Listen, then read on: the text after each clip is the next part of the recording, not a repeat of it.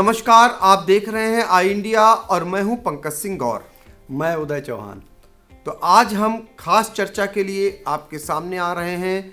चर्चा यह है कि जिस सिधौली विधानसभा क्षेत्र में टिकट को लेकर खासकर समाजवादी पार्टी में द्वंद्व मचा हुआ है, उसी सिधौली विधानसभा क्षेत्र से एक ब्रेकिंग न्यूज आ रही है।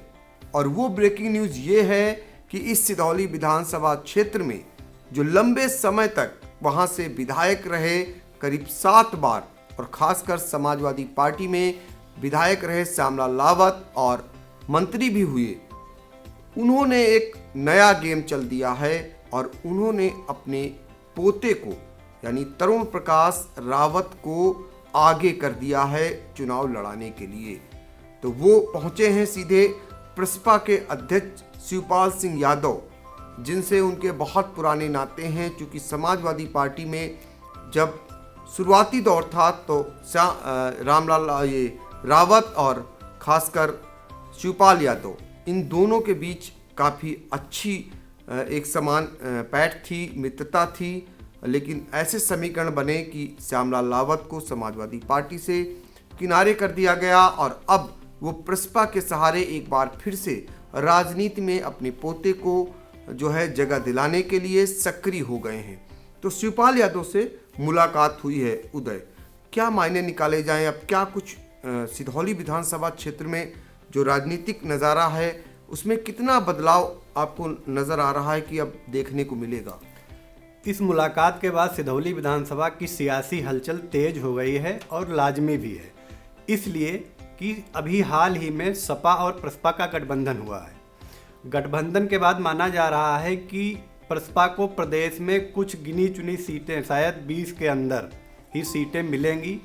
लेकिन जब पूर्व मंत्री और 7 बार सिधौली से विधायक रहे श्यामलाल रावत अपने पोते तरुण प्रकाश को लेकर के वहां मुलाकात करने पहुंचे, उनके आवास पर शिवपाल जी के, करीब 1.5 घंटे तक की इस मुलाकात में सिर्फ और सिर्फ चुनावी चर्चा ही खास रही और उसमें भी फोकस रहा सिधौली विधानसभा। सिधौली विधानसभा से जो सूत्र बताते हैं कि तरुण प्रकाश रावत टिकट के लिए दावेदारी भी कर चुके हैं प्रसपा से और वो प्रसपा के पदाधिकारी भी हैं सीतापुर के। तो इसलिए ये मुलाकात हुई थी कि श्यामलाल जी को लगा कि चूँकि सपा और प्रसपा का गठबंधन हो गया है, ऐसे में हो सकता है कि सिधौली से टिकट तरुण प्रकाश को ना मिल पाए। तो इन आशंकाओं को लेकर वो पहुँचे, मुलाकात की। लेकिन जो अंदर से जानकारी आ रही, बताया जा रहा है कि शिवपाल जी ने इनको आश्वासन दिया है कि ये अपने चुनाव लड़ने की तैयारी करें, सिधौली से प्रसपा का उम्मीदवार चुनाव लड़ेगा।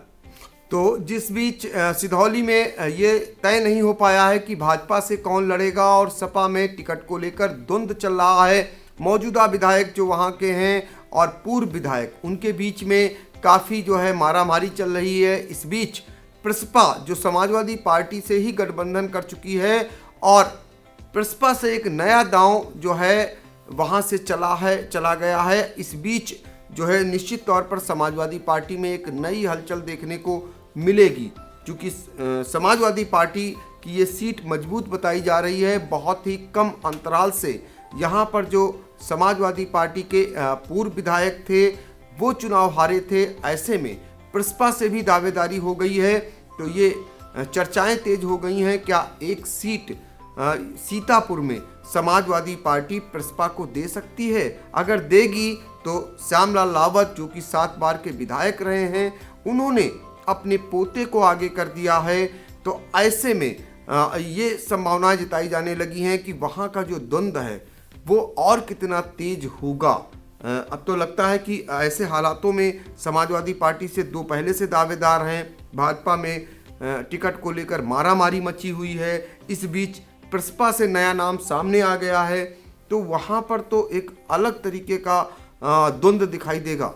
बिल्कुल, कल से सोशल मीडिया पर शिवपाल और श्यामलाल की मुलाकात की फ़ोटो भी बहुत तेज़ी से वायरल हो रही और इस फोटो के वायरल होने के बाद ही अचानक सिधौली विधानसभा का सियासी पारा चढ़ गया है। उसका कारण यही है कि पहले से ही सपा में वहां टिकट के लिए मारामारी मची हुई है। चूँकि सपा और प्रसपा का गठबंधन हो चुका है, इसलिए प्रसपा से इनकी दावेदारी ने उस मारामारी में और तेज़ी लाने का काम किया है। और इसकी वजह एक खास ये भी है कि श्यामलाल जी वहाँ 7 बार लगातार विधायक रह चुके हैं।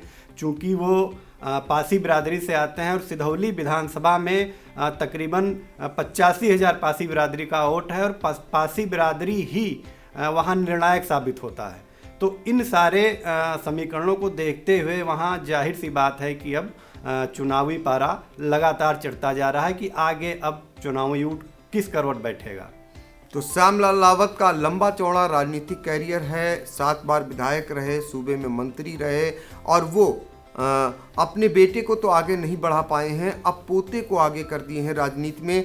देखना ये होगा कि वो अपने पोते को स्थापित कर पाएंगे, अपनी राजनीतिक विरासत उनको सौंप पाएंगे कि नहीं सौंप पाएंगे, ये फिलहाल आने वाला समय बताएगा। लेकिन इतना ज़रूर है कि समाजवादी पार्टी के लिए और उनके जो टिकट के दावेदार हैं उनके लिए एक नई चिंता जरूर उत्पन्न हो गई है। फिलहाल आज के लिए इतना ही, आगे फिर हम किसी नई अपडेट के साथ आपके सामने हाजिर होंगे। तब तक के लिए देखते रहिए आई इंडिया।